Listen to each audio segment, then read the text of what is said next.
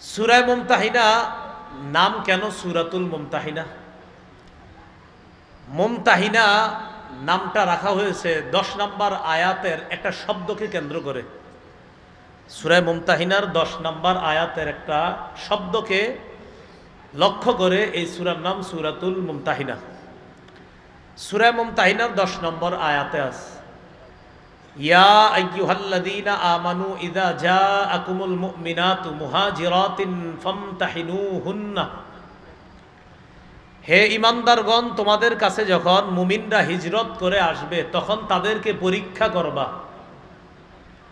ফামতাহিনুহুন্নার বাংলা অর্থ হলো পরীক্ষা করবা তাদেরকে। ফামতাহিনু এর ক্রিয়ামূল হলো ইমতিহান। ইমতিহান অর্থ পরীক্ষা করা। ইমতিহানের ইসমে ফাইল ওয়াহিদ মুআন্নাসের সিগা হলো মুমতাহিনা।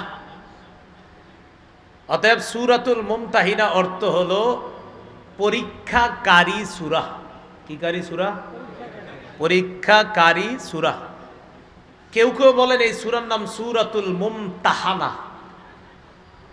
প্রসিদ্ধ নাম হলো সূরাতুল মুমতাহিনা, হায়ের নিচে জের।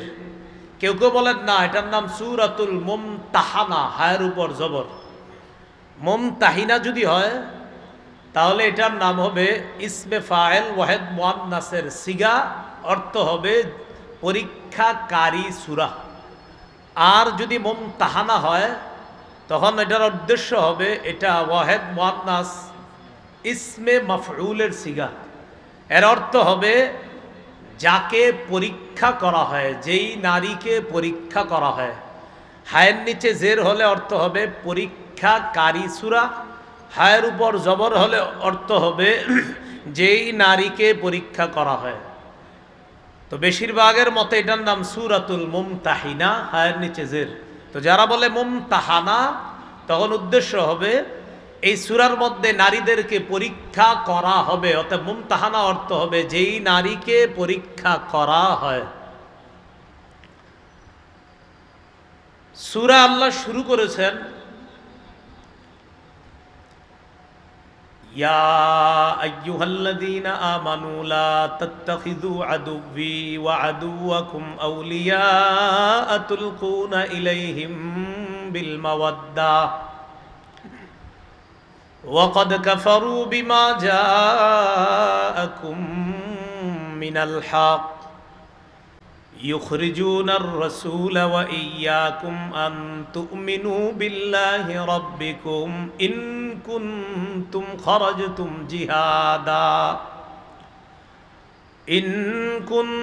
خرجتم جهادا في سبيلي وابتغاء مرضاتي। অনুবাদটা আমি শুরু করি কোত্থেকে দেখেন। এই যেখানে এসে আমি আয়াতের তেলাওয়াতটা শেষ করলাম, এখান থেকে অনুবাদটা শুরু করব। তাহলে লম্বা একটা অংশ পড়ার পর অনুবাদ শুরু করতেছে। ইন কুনতুম খরজতুম জিহাদান ফি সাবিলি ওয়াবতিগা মারদাতি। যদি তোমরা আমার রাস্তায় জিহাদ করার ইচ্ছা করে থাকো আর আমার সন্তুষ্টি কামনা করে থাকো, যদি তোমরা আমার রাস্তায় জিহাদ করার ইচ্ছা করে থাকো এবং আমার সন্তুষ্টি কামনা করে থাকো, তাহলে হে ইমানদারগণ। এবার অনুবাদ সূরার শুরুতে এসে গেলাম। লম্বা একটা অংশ তেলাওয়াত করার পর অনুবাদের সূচনা করলাম। যদি তোমরা আমার রাস্তায় জিহাদ করার ইচ্ছা করে থাকো এবং আমার সন্তুষ্টি কামনা করে থাকো, তাহলে হে ইমানদারগণ। এ হলো সূরার শুরু। ইয়া আইয়ুহাল্লাযীনা আমানু, হে ইমানদারগণ। হে ইমানদারগণ কি? অনুবাদটা শুরু করলাম কিভাবে? যদি তোমরা আমার রাস্তায় জিহাদ করার ইচ্ছা করে থাকো এবং আমার সন্তুষ্টি কামনা করে থাকো, হে ইমানদারগণ, তাহলে তোমরা আমার শত্রু আর তোমাদের শত্রুদেরকে বন্ধু হিসাবে গ্রহণ করো না। তাহলে আল্লাহ কি বললেন? তোমরা আমার শত্রু এবং তোমাদের শত্রুকে বন্ধু হিসাবে গ্রহণ করো না। আল্লাহ বললেন আমার শত্রু এবং তোমাদের শত্রু। এখানে আমার শত্রু আর তোমাদের শত্রু দ্বারা কি উদ্দেশ্য? উদ্দেশ্য হলো কুফফারু মক্কা, মক্কার কাফেররা। আয়াত দ্বারা বোঝা যায় মক্কার কাফেররা আল্লাহরও শত্রু, ইমানদারদেরও শত্রু। তো আল্লাহ বলতেছেন তোমরা যদি আমার রাস্তায় জেহাদ করার ইচ্ছা করো এবং আমার সন্তুষ্টি কামনা করে থাকো, তাহলে হে ইমানদারগণ, আমার শত্রু আর তোমাদের শত্রুকে বন্ধু হিসাবে গ্রহণ করো না। এই সূরার প্রেক্ষাপটটা কি? রাসূলুল্লাহ সাল্লাল্লাহু আলাইহি সাল্লাম মক্কা বিজয়ের পূর্বে কিছু কিছু সাহাবায়ে কেরামের সাথে পরামর্শ করে মক্কা বিজয়ের উদ্দেশ্যে রওনা করার আগেই নবী আস্তে ধীরে প্ল্যান করতেছিলেন যে অচিরেই মক্কায় রওনা করব। এই যে প্ল্যান করলেন আল্লাহ রাসূল সাল্লাল্লাহু আলাইহি সাল্লাম খুব গোপনে। রাসূল সাল্লাল্লাহু আলাইহি সাল্লামের মক্কা বিজয়ের উদ্দেশ্যে যাত্রার বিষয়টা সাহাবায়ে কেরামের মধ্যে একজন সাহাবী নাম ছিল হাতিব ইবনু আবি বালতাআহ। এই হাতিব ইবনে আবি বালতাআহ রাদিয়াল্লাহু তাআলা তিনিও বিষয়টা কোনোভাবে আঁচ করেছেন। আঁচ করতে পেরে তিনি কি করলেন, তিনি চুপে চুপে মক্কার কাফেরদের কাছে একটা চিঠি লিখলেন। কি লিখলেন চিঠির মধ্যে? যে আল্লাহ রসুল কিন্তু অচিরেই তোমাদের বিরুদ্ধে অভিযান পরিচালনা করার জন্য রওনা করবে। এই জাতীয় একটা চিঠি লেখা গোপনে মক্কার উদ্দেশ্যে পাঠাইয়া দিছে। খুব মন দিয়ে শুনেন, সাহাবীর ব্যাপারে যেন কোনো ধরনের খারাপ চিন্তা চেতনা মনে না আস। তো যিনি লেখলেন চিঠিটা তার নাম হাতিব ইবনু আবি বালতাআহ। তিনি চিঠিটা পাঠাই দিলেন কোথায়? মক্কার উদ্দেশ্যে। চিঠি যখন তিনি পাঠাইলেন, একজন নারীর মাধ্যমে পাঠাইলেন। এই নারী ছিল গায়িকা, ঘুরা ঘুরা গান গাইত। ঐতিহাসিক গ্রন্থের কেউ কেউ তার নাম লেখছে, নারীর নাম ছিল সারা। তার কাছে চিঠিটা দিয়ে দিস, তুমি মক্কার অমুক অমুক লিডারের কাছে এই চিঠিটা পৌঁছায় দিবা। আল্লাহ পাক রব্বুল আলামিন এই বিষয়টা রাসূলুল্লাহ সাল্লাল্লাহু আলাইহি সাল্লামের কাছে জানায়া দিলেন যে আপনার সাহাবীদের মধ্য থেকে একজন গোপন সংবাদটা একজন নারীর মাধ্যমে মক্কার উদ্দেশ্যে অলরেডি প্রেরণ করে দিছে একটা চিঠির মধ্যে লেখা। আপনি তাড়াতাড়ি ওই নারীকে আটকের ব্যবস্থা করেন। আল্লাহ পরিপূর্ণভাবে ওহির মাধ্যমে নবীকে বিষয়টা জানায়া দিলেন। ওই নারী গোপন চিঠিটা নিয়ে রওনা করছে। আপনাদের মনে প্রশ্ন আসছে, হুজুর একজন সাহাবী এরকম গোপন চিঠি কেন লেখছে? আসছে না প্রশ্নটা? পুরাটা শুনেন, প্রশ্ন থাকবে না ইনশাআল্লাহ।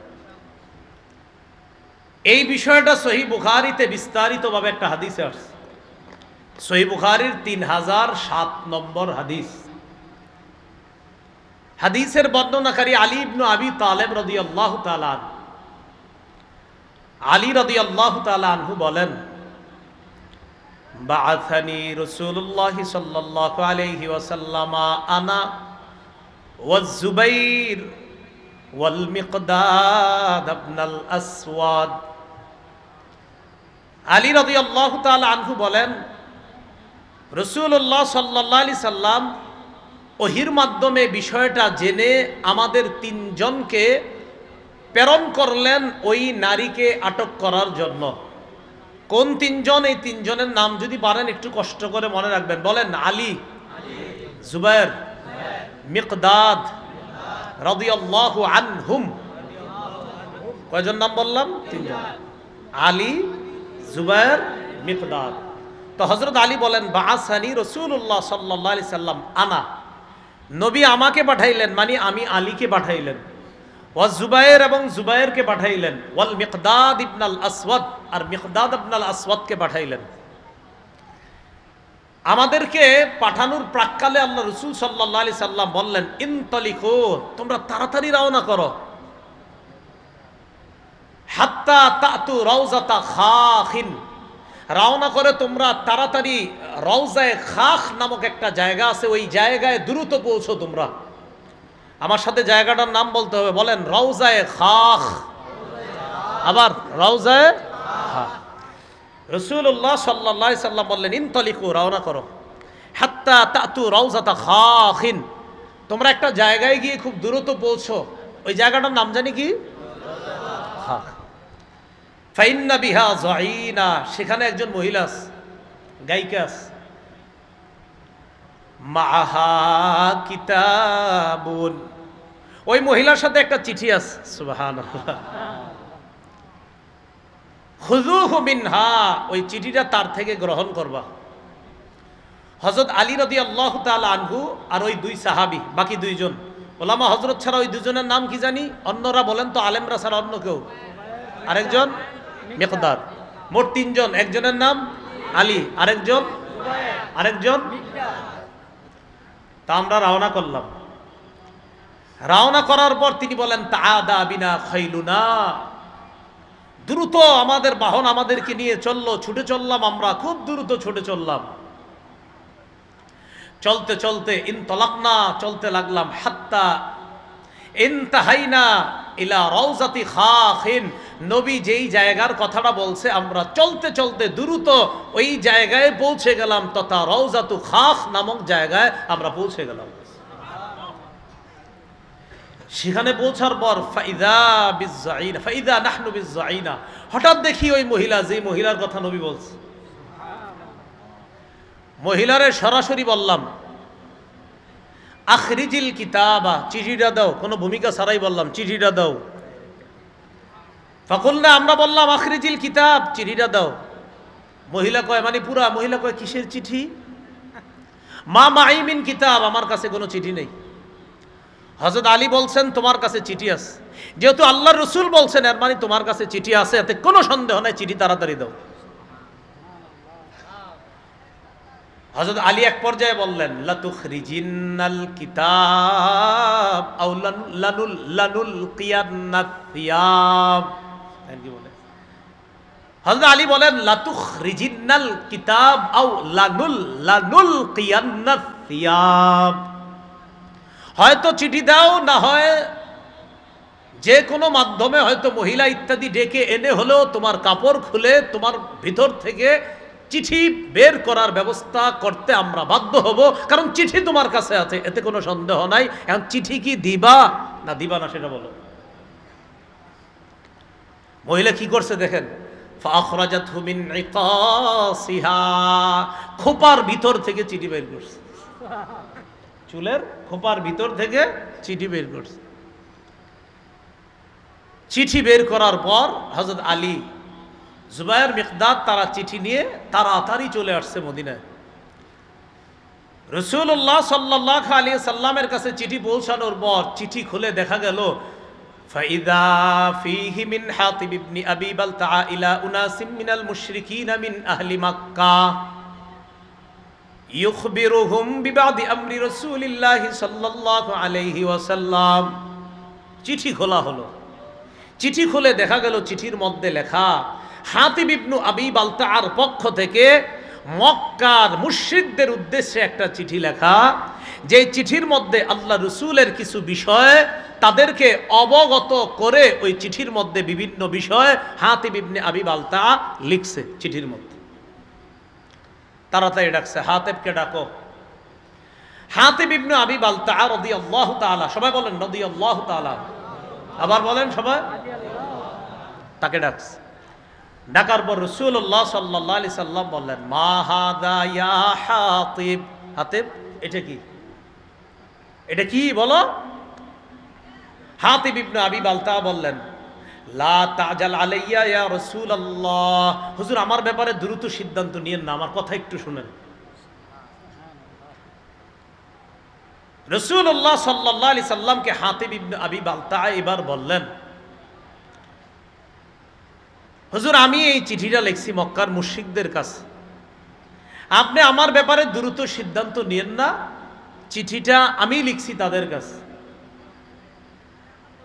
আপনার সাথে যে মুহাজির সাহাবী যারা আছে ইয়া রাসূলুল্লাহ, কানা মাআকা মিনাল মুহাজিরিন লাহুম কারাবাতুন ইয়াহমুনা বিহা আমওয়ালাহুম ওয়া আহলিহিম, আপনার সাথে যে মুহাজির সাহাবী যারা আছে তাদের আত্মীয় স্বজন মক্কায় আছে, আত্মীয়তার বন্ধনের কারণে তারা তাদের সম্পদ রক্ষা করতে পারবে, তারা তাদের সন্তানদেরকে রক্ষা করতে পারবে। হুজুর কুনতুম রাআন মুলসাকান ফি কুরাইশিন, আমিও কুরাইশদের সাথে ছিলাম লম্বা সময় মক্কায়। ওয়ালাম আকুন মিন আনফুসিহিম, কিন্তু আমি তাদের আপনজন কেউ না। আপনার সাথে যারা আছে সাহাবী, তাদের আপনজনরা এখনো মক্কায় আছে। আমি যদিও মক্কায় কুরাইশদের সাথে ছিলাম, কিন্তু আমার আপনজন বলতে কেউ নাই। হুজুর আমার অনেক আত্মীয় স্বজনরা সেখানে আছে। অর্থাৎ কোথায়? মক্কায় যেই জায়গায় সাহাবীদের আপনজন আছে, তো আমার কিছু রিলেটিভ আছে যারা এখনো মক্কায় রয়ে গেছে, তো তাদের আপনজন বলতে মক্কায় কেউ নাই। আমি চিন্তা করলাম, আমি যদি একটা চিঠি লিখি, এই চিঠি লেখার কারণে আমি চিন্তা করলাম ফাআহবাবতু, আমি এই ইচ্ছা করলাম ইদফাতা যালিকা মিনান নাসাবি ফিহিম, যেহেতু আমার বংশের কোনো সম্পর্ক নাই, তাই আমি চিন্তা করলাম একটা চিঠি লিখি। আমি একটা চিঠি লিখলে তাদের সাথে একটা ভালো সম্পর্ক হবে। ইয়াহমুনা বিহা কারাবাতি, তখন তারা আমার পরিবারের যে কয়েকজন আছে তাদেরকে তারা রক্ষা করবে। কারণ আপনি যখন মক্কায় যাবেন, যাওয়ার পর যখন তাদের বিরুদ্ধে লড়াই করবেন, হুজুর আমার তো ইয়াকিন আপনাকে আল্লাহ বিজয় দান করবেন, কিন্তু তখন তো আমার আত্মীয় স্বজন যারা আছে তারাও বিপদে পড়বে। আমি শুধু তাদেরকে বিপদ থেকে উদ্ধার করার জন্য কাফেরদের সাথে শুধুমাত্র এতটুকু একটু খাতির করতে চাইছিলাম, একটা চিঠি লেখা। এটা বলার পর নবীজি বললেন, হুজুর বিশ্বাস করেন, মা ফাআলতু যালিকা, আমি এটা এই কারণে করি নাই কুফরন, যে আমি কাফের হয়ে গেছি, ওয়ালা ইরতিদাদান, আমি দিন থেকে বের হয়ে মুরতাদ হয়ে গেছি, এই জন্য আমি করি নাই, ওয়ালা রিদন বিল কুফরি বাদাল ইসলাম, আমি ইসলাম গ্রহণ করার পর আবার কুফরিকে পছন্দ করে নিয়েছি, বিষয়টা এমনও না। তাহলে আমি কাফেরও হই নাই, আমি মুরতাদও হই নাই, আমি ইসলাম গ্রহণ করার পর কাফের হয়ে গেছি, বিষয়টা এমনও না হুজুর। শুধুমাত্র একটা চিঠি দিলে যদি তারা আমার প্রতি একটু সহানুভূতি প্রদর্শন করে, আমার যে সন্তানাদি আছে তাদেরকে অন্তত যদি একটু রক্ষা করে, এই জন্য একটা চিঠি লিখছিলাম। নবীজি তার পুরো বক্তব্য শুইনা সাহাবীদেরকে লক্ষ্য করে বললেন, লাকাদ সাদাকাকুম, এই শোনো, হাতেব যা বলছে সত্য কথা বলছে। কি বলছে? সত্য কথা। হযরত ওমর ফারুক রাদিয়াল্লাহু তাআলা আনহু বললেন, দানি আদরিব উনুক হাযাল মুনাফিক, হুজুর আমার একটু সুযোগ দেন, আমি ওর গলাটা উড়িয়ে দিই। এই মুনাফিক বলছে, এই মুনাফিকের। আল্লাহ রাসূল বললেন, ওমর সাবধান, কদ শাহিদা বাদরা, আমার এই সাহাবী হাতেব বদরের যুদ্ধে অংশগ্রহণ করছে। তুমি জানো বদরের সাহাবীদের ব্যাপারে আল্লাহ কি বলছে? আল্লাহ বলছে, আমালু মা শিতুম, তোমাদের যা মন চায় তোমরা তা করো। ও বদরের অংশগ্রহণকারী সাহাবীরা, তোমাদের যা মন চায় তা করো। কদ গফারতু লাকুম, আমি তোমাদেরকে মাফ করে দিয়েছি। তো হাতিব ইবনে আবি বালতার এই ব্যাপারটা মাথায় রাখবেন, উনি কুফরিও করে নাই, উনি মুরতাদও হয়ে যায় নাই, উনি ইসলাম গ্রহণ করার পর কুফরিকে পছন্দ করে নিয়েছে, বিষয়টা এমনও না। উনি আসলে ওনার এই জায়গায় বুঝতে একটু ভুল হয়েছে, উনি মনে করছে এটা দিলাম আর এতে আর কি হবে। ঐতিহাসিকগণ লেখছেন ওনার ইয়াকিন ছিল বিজয় তো আল্লাহ নবীরই দিবে। কেন? কারণ আল্লাহ তো আগেই বলছে, ইন্না ফাতাহনা লাকা ফাতহাম মুবিনা, কোরআনের এই আয়াত প্রমাণ করে যে আল্লাহ নবীর হাতেই এই মক্কার বিজয় দান করবেন। উনি ইয়াকিনের কারণে একটা চিঠি লিখছে যে কাফেররা, তোমরা আমার চিঠি পাওয়ার পর যতই উল্লাসিত করো, বিজয় কিন্তু আল্লাহ নবীরে দান করবে। এটা ওই সাহাবীরও ইয়াকিন ছিল। তা আল্লাহ নিষেধ করে দিলেন, না, এই জাতীয় বন্ধুত্ব করা যাবে না। বুঝে আসছেন এবার? এটাই বলতেছে, ইয়া আইয়ুহাল্লাযীনা আমানু লা তাত্তাখিযু আদুওয়ি ওয়া আদুওয়াকুম আউলিয়া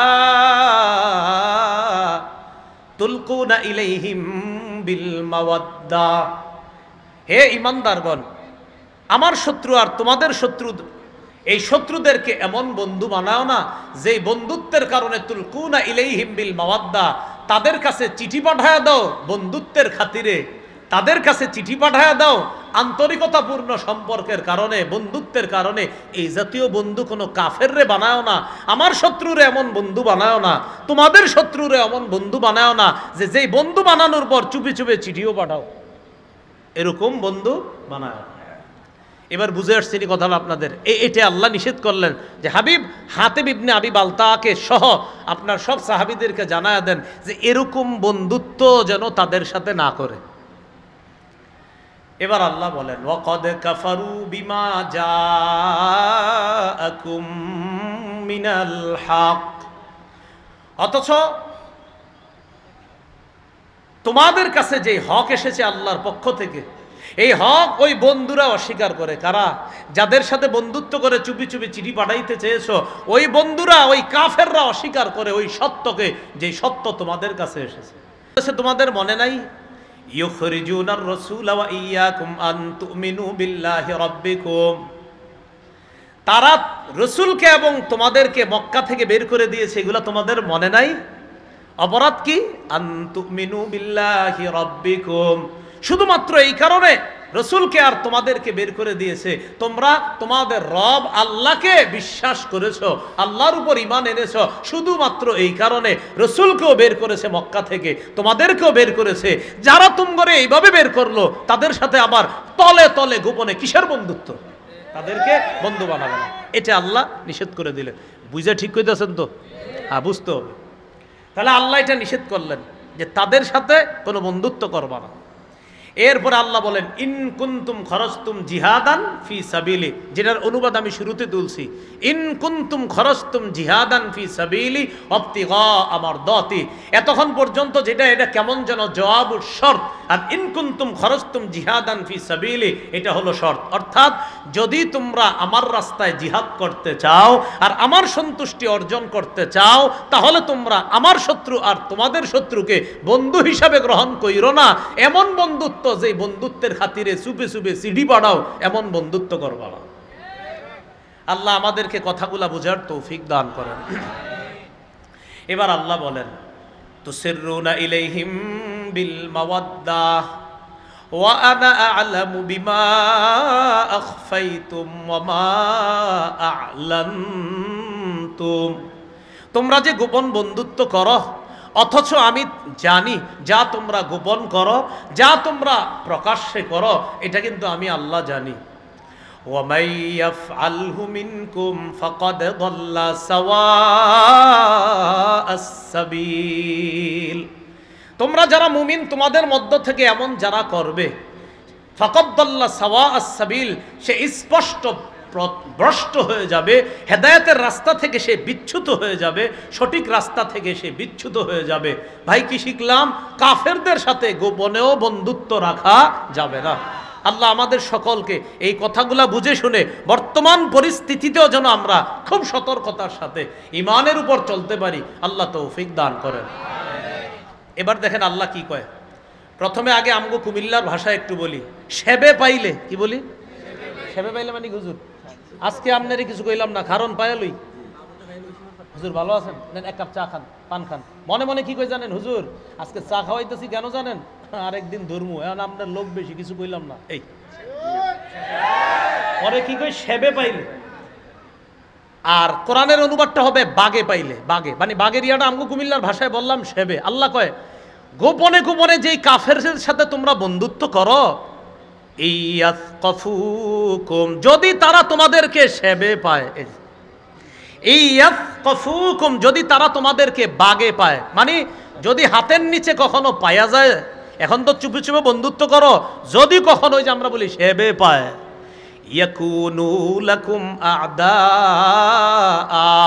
তোমাদের শত্রু হয়ে যাবে তারা, যাদেরকে গোপনে বন্ধু ভাবছো এতদিন, যখন তারা কোনো সুযোগ পাবে নগদ পল্টি মারে বন্ধু হয়ে যাবে।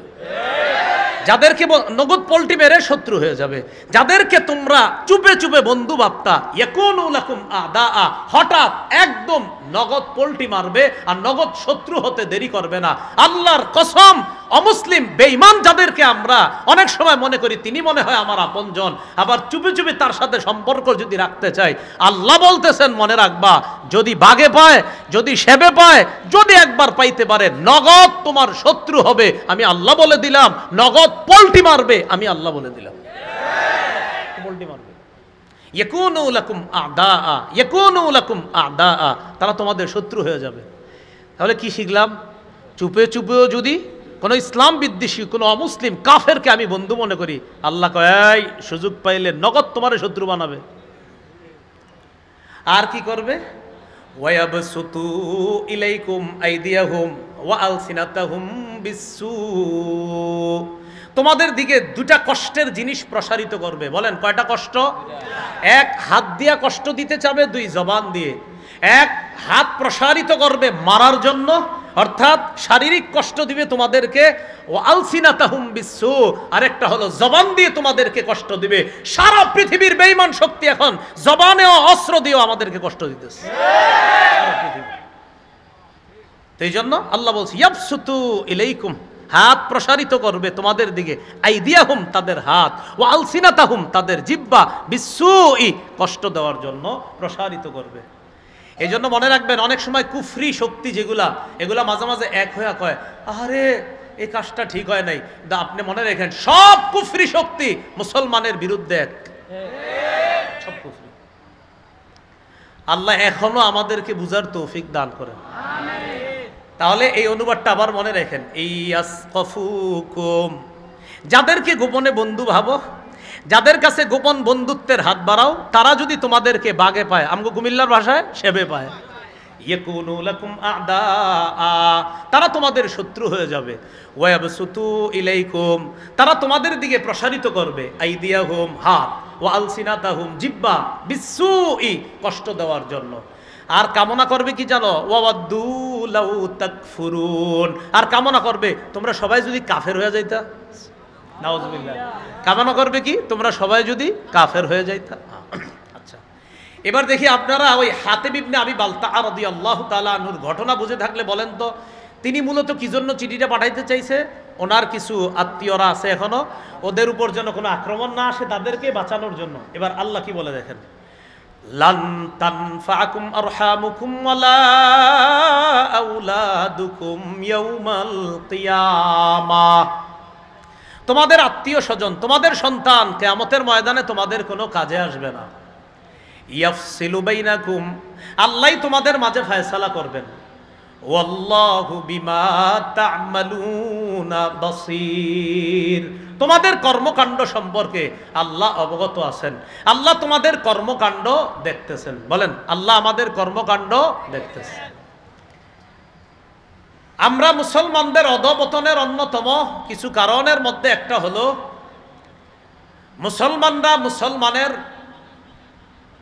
অধিকার আদায়ের শ্রেষ্ঠ একটা উপায় হলো জিহাদ।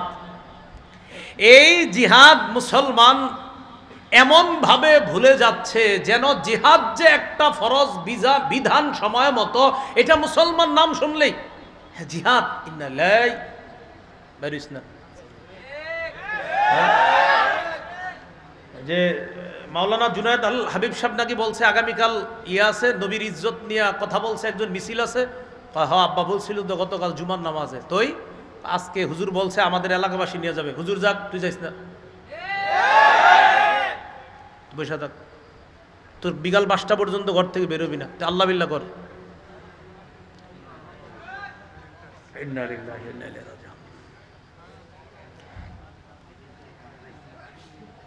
বলছিলাম মুসলমানরা অধঃপতনের অন্যতম একটা কারণ মুসলমানদের, সেটা হলো মুসলমান জিহাদের সঠিক অর্থ না জানা এবং জিহাদের ব্যাপারে মুসলমানদেরকে উল্টা পাল্টা বুঝানো আর সেটা তারা বুঝে নেওয়া। আজকে আমার সাথে একটু বলেন জিহাদ এবং সন্ত্রাস সম্পূর্ণ আলাদা। সন্ত্রাস অপবিত্র, জিহাদ পবিত্র। বিশ্ব সন্ত্রাস, বলেন বিশ্ব সন্ত্রাস মুক্ত দেখতে চাইলে, এবার বলেন বিশ্বকে সন্ত্রাস মুক্ত দেখতে চাইলে সন্ত্রাস প্রতিহত করার শ্রেষ্ঠ ঔষধ প্রয়োগ করতে হবে। সন্ত্রাস নামক অপবিত্র, বলেন সন্ত্রাস নামক অপবিত্র কর্মকাণ্ড দূর করার শ্রেষ্ঠ পবিত্র পদ্ধতি হলো জিহাদ। বলেন তো, সন্ত্রাস নামক অপবিত্র এটারে যদি দুনিয়া থেকে দূর করার কোন ধরনের উপায় আমরা অবলম্বন করি, আহারে সন্ত্রাস মুক্ত বিশ্ব দেখতে চাই, সন্ত্রাস মুক্ত সমাজ দেখতে চাই, সন্ত্রাস মুক্ত বাংলাদেশ দেখতে চাই, আল্লাহর কসম সারা পৃথিবী যদি সন্ত্রাস মুক্ত দেখতে চাই তাহলে শ্রেষ্ঠ পবিত্র বিধান জিহাদের বিকল্প আর কিছু নেই।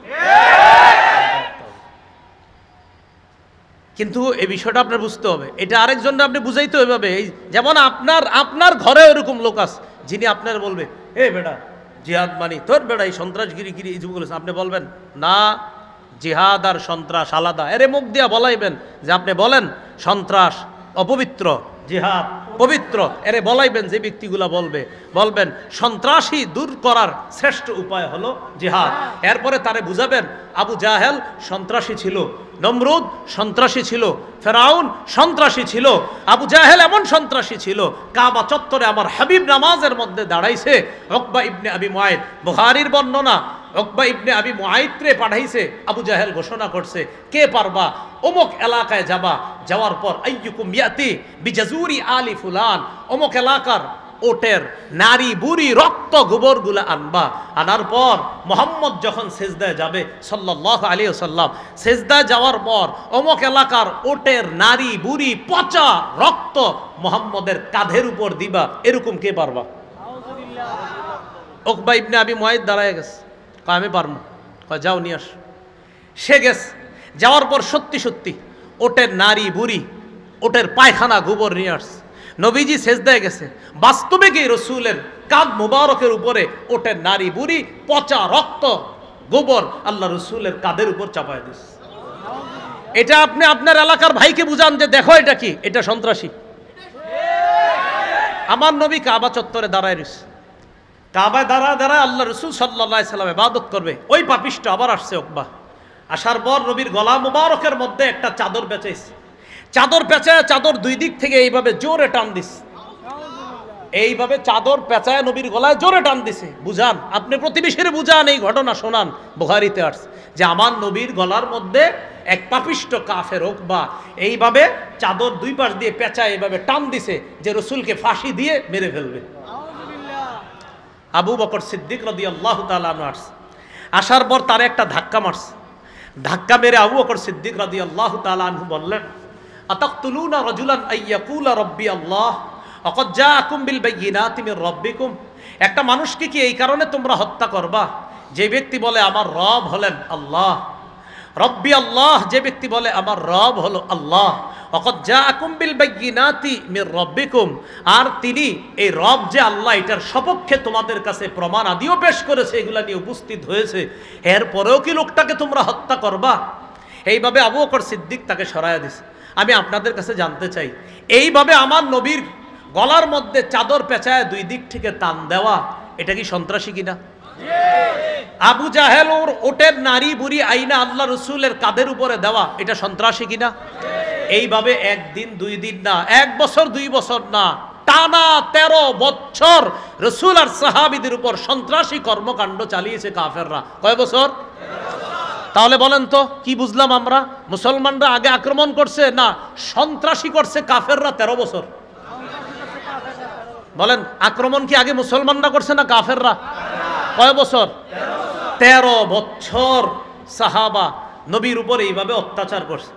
এরপর 13 বছর পর আল্লাহ আয়াত নাজিল করছে সূরা হজর 39-40 নম্বর আয়াত। আল্লাহ বলেন, উযিনা লিল্লাযীনা ইউকাতালুনা বিআন্নাহুম যুলিমু, যাদেরকে আক্রমণ করা হচ্ছে, উযিনা, এবার তাদেরকে জিহাদের অনুমতি দেওয়া হলো। উযিনা, অনুমতি দেওয়া হয়েছে। লিল্লাযীনা ইউকাতালুনা, যাদেরকে আক্রমণ করা হচ্ছে তাদেরকে জিহাদের অনুমতি দেওয়া হলো। কেন? বিআন্নাহুম যুলিমু, তাদেরকে জুলুম করা হয়েছে, তারা মাজলুম। এই তারা কারা? নবী আর সাহাবায়ে কেরাম। কত বছর? কত বছর? এইভাবে আপনি পাশের এলাকার লোকটারে বুঝান, বুঝাইয়া বলেন, কাকা এই 13 বছর যে কাজগুলো করছে ঠিক হয়েছে? তখন বলবে না, এগুলো তো অন্যায় হয়েছে, আবু জাহেল তো কামগুলো ঠিক করে নাই। তখন আপনি বলবেন এরপর আল্লাহ 13 বছর পর জিহাদের বিধান দিয়েছে এই সন্ত্রাস নামক অপবিত্রতা দূর করার জন্য। পবিত্র জিহাদ আল্লাহ দিয়েছেন 13 বছরের অপবিত্রতা যেন দূর করে, তখন আল্লাহ জিহাদের বিধান দিয়েছে। তাহলে অপবিত্র সন্ত্রাসগিরি কয় বছর করছে কাফেররা? এরপরে জিহাদের বিধান দিয়েছে। এইভাবে আপনি এটা পার্সোনালি বুঝাইতে হবে। আগে মুখ দিয়ে স্বীকার করাইবেন, কাকা বলেন আবু জাহেল কামটা ঠিক করছে, তো বলবে না। বলেন ওক ভাই কাজটা ঠিক করছে, বলবেন না। তখন জিজ্ঞেস করবেন ওনারে, বলেন তো কি করা দরকার, বলবে আরে আমি থাকলে তো ওর খবর আছিল, বলবে উনি। তখন বলবেন হ্যাঁ এই 13 বছর শুধু সহ্য করছে, এরপর আল্লাহ বিধান দিছে, সাহাবাদের মন চাইছে কিছু করতে, করে নাই কেন? আল্লাহ বলে নাই 13 বছর পর উযিনা, তখন আল্লাহর পক্ষ থেকে অনুমতি দেওয়া। পরের আয়াতে আল্লাহ বলে, সূরা হজের 40 নম্বর আয়াত, তারা কারা যাদেরকে আক্রমণ করা হয়েছে? আল্লাযীনা উখরিজু মিন দিয়ারিহিম বিগাইরি হাক্কিন ইল্লা আইয়াকুলু রাব্বুনাল্লাহ, যাদেরকে তাদের ঘর থেকে বের করে দেওয়া হয়েছে অন্যায়ভাবে। তাদের অন্যায়টা কি? বলার পরে নাউজুবিল্লাহ পড়বেন। তাদের অন্যায় হলো তারা এটা বলতো আমাদের রব হলো আল্লাহ। আল্লাহকে রব বলাটা কাফেররা অন্যায় হিসেবে সাব্যস্ত করছে। নাউজুবিল্লাহ, না আল্লাহ আমার রব, এটা হলো অন্যায় তাদের। যে তোমরা আল্লাহর রব বলবা, আল্লাহ কয় তারা বলতো আমাদের রব আল্লাহ, কাফেররা এটাকে অপরাধ সাব্যস্ত করে তাদেরকে মক্কা থেকে বের করে দিছে। এবার আল্লাহ বলেন, ওয়ালাউলা দাফউল্লাহিন নাস বা'দাহুম বিবা'দিল লাহুদ্দিমাস সাওয়ামি'ু ওয়া বি'উ ওয়া সালাওয়াতু ওয়া মাসাজিদু ইউযকারু ফীহা ইসমুল্লাহি কাসীরা। জিহাদের বিধান দেওয়ার মাধ্যমে আমি আল্লাহ যদি একজন মানুষের মাধ্যমে আরেকজন মানুষকে প্রতিহত না করতাম, মানে মুজাহিদদের মাধ্যমে যদি অপরাধীদেরকে আমি প্রতিহত না করতাম যুগে যুগে, লাহুদ্দিমাত সাওয়ামি'ু, তাহলে খ্রিস্টানদের যে ইবাদতখানা আশ্রম ধ্বংস হয়ে যেত। অর্থাৎ খ্রিস্টানরা যেই যুগে দুনিয়াতে ছিল, যখন তাদের শরীয়ত দুনিয়ার মধ্যে ছিল, যখন তারা হক পথে চলতো, তখন ওই জামানায়ও ইবাদতখানা ধ্বংস করার জন্য লোক ছিল। আল্লাহ বলেন আমি যদি জিহাদের বিধান না দিতাম, একদল মানুষের মাধ্যমে আরেক দলকে যদি প্রতিহত না করতাম, খ্রিস্টানদের আশ্রমগুলা ধ্বংস করে দেওয়া হতো। ওয়া বিয়াউ, বিয়াউন মালি হলো গির্জা, এই গির্জা ধ্বংস করে দেওয়া হতো। ওয়া সালাওয়াত, সালাওয়াত মানে ইহুদিদের উপাসনালয়, এগুলাও ধ্বংস করে দেওয়া হতো। ওয়া মাসাজিদু, মুসলমানদের মসজিদগুলাও ধ্বংস করে দেওয়া হতো। এজন্য আমি আল্লাহ জিহাদের বিধান দিলাম, কেন? যেন মুজাহিদরা অপরাধীদের থেকে এই জাতীয় ইবাদতগুলো খানা, এই ইবাদত যেখানে মুসলমানরা ইবাদত করবে, এগুলো যেন রক্ষা করতে পারে, তাই আমি যুগে যুগে জিহাদের বিধান দিয়েছি। একদল মানুষের মাধ্যমে আরেক দলকে প্রতিহত করেছে। তো বলছিলাম আল্লাহ পাক রব্বুল আলামিন ওই যে পবিত্র কোরআনে বলে, তুসিরুনা ইলাইহিম বিল মাওয়াদ্দা ওয়া আনা আ'লামু বিমা আখফাইতুম ওয়া মা আ'লানতুম ওয়া মান ইয়াফআলহু মিনকুম ফাকাদ দাল্লা সাওয়াআস সাবিল ইয়াসকাফুকুম ইয়াকুনু লাকুম আ'দাআ। কাফেররা যদি তোমাদেরকে বাগে পায়, সেবে পায়, ইয়াকুনু লাকুম আ'দাআ, তারা তোমাদের শত্রু হয়ে যাবে। ওয়াবসুতু ইলাইকুম আইদিয়াহুম ওয়া আলসিনাতাহুম বিসসুই ওয়া ওয়াদ্দু লাউ তাকফুরুন, তারা তোমাদের বিরুদ্ধে তাদের হাত, তাদের মুখ তারা প্রসারিত করবে তোমাদেরকে কষ্ট দেওয়ার জন্য। লান তানফাকুম আরহামুকুম ওয়ালা আওলাদুকুম ইয়াউমাল কিয়ামাহ ইয়াফসিলু বাইনাকুম আল্লাহু বিমা তা'মালুনা বাসীর। তোমাদের আত্মীয় স্বজন, তোমাদের সন্তান তোমাদের কোনো কাজে আসবে না কিয়ামতের ময়দানে। সেদিন তোমাদের মাঝে আল্লাহ ফয়সালা করবে, বিচার করবে। তোমরা যা করো আল্লাহ সব দেখেন। তো আল্লাহ পাক রব্বুল আলামিন এই আয়াতগুলোর মধ্যে এটাও বলে দিয়েছেন, আনতুমিনু বিল্লাহি রাব্বিকুম, তোমরা যে আল্লাহর প্রতি ঈমান আনো, তোমাদের রবের প্রতি যে তোমরা ঈমান আনো, এই আল্লাহর প্রতি ঈমান আর রবের প্রতি তোমরা যে ঈমান আনো, এই আল্লাহ আর রবের প্রতি ঈমান আনো, এই কারণে কাফেররা তোমাদেরকে বের করে দিয়েছিল কোত্থেকে? মক্কা থেকে। রসুলকেও বের করেছে, তোমাদেরকেও বের করেছে। এই বিষয়ে আরেকটা ঘটনা শোনাইলাম যে মুসলমানদেরকে যখন বের করে দিয়েছে 13 বছর নির্যাতন করার পর, তখন আল্লাহ জিহাদের বিধান দিয়েছে। আরেকটা বিষয় এখান থেকে প্রমাণ করার চেষ্টা করেছি, মুসলমান তাদের অধিকার আদায়ের শ্রেষ্ঠ একটা পদ্ধতি যেটা সবার জানা দরকার ছিল, এই পদ্ধতিটা মুসলমান ভুলতে বসেছে। ওই পদ্ধতির নাম কি? জিহাদ। অধিকার থেকে বঞ্চিত করছিল। 13 বছর নির্যাতন করছে, যাও ভাগো এখান থেকে, ঘর বাড়ি পাইবা না, কিচ্ছু পাইবা না, সব ছেড়ে গেছে। আল্লাহ কয় অধিকার বঞ্চিত করে ফেললো তাদেরকে, এবার কি করলেন? জিহাদের বিধান দিলেন। তাহলে মুসলমানদের অধিকার পাওয়ার অনেক উপায় আছে, এর মধ্যে শ্রেষ্ঠ উপায় জিহাদ। এত এটা ভালোভাবে আপনি বুঝতে হবে। এরপর আল্লাহ পাক রব্বুল আলামিন বলেন, قد كانت لكم أسوة حسنة في إبراهيم والذين معه। হে মুসলমানগণ, হে নবীর সাহাবীগণ, ইব্রাহিম নবী আর তার সাথে যে ইমানদাররা আছে তাদের মাঝে তোমাদের জন্য উত্তম আদর্শ আছে। এই আমি আপনি আমরা আমাদের সবার জন্য ইব্রাহিম নবী আর তার অনুসারী যারা তাদের মাঝে উত্তম আদর্শ আছে। কি উত্তম আদর্শ? মন দিয়ে শুনেন। إذ قالوا لقومهم إنا براء منكم ومما تعبدون من دون الله। ইব্রাহিম নবী তার অনুসারী তারা তাদের সম্প্রদায়কে বলেছিল, ইন্না বুরাআ, আমরা মুক্ত, মিনকুম, তোমাদের থেকে মুক্ত, আমরা সম্পর্ক ছিন্ন করলাম, মিনকুম, তোমাদের সাথে সম্পর্ক ছিন্ন করলাম, ওয়া মিম্মা তা'বুদুনা মিন দুনিল্লাহ, আল্লাহ ছাড়া যাদের ইবাদত করো তোমরা তাদের থেকেও সম্পর্ক ছিন্ন করলাম। আল্লাহ কি বলতেছে দেখেন, ও মুসলমানরা, ইব্রাহিম নবী আর তার সম্প্রদায়ের মাঝে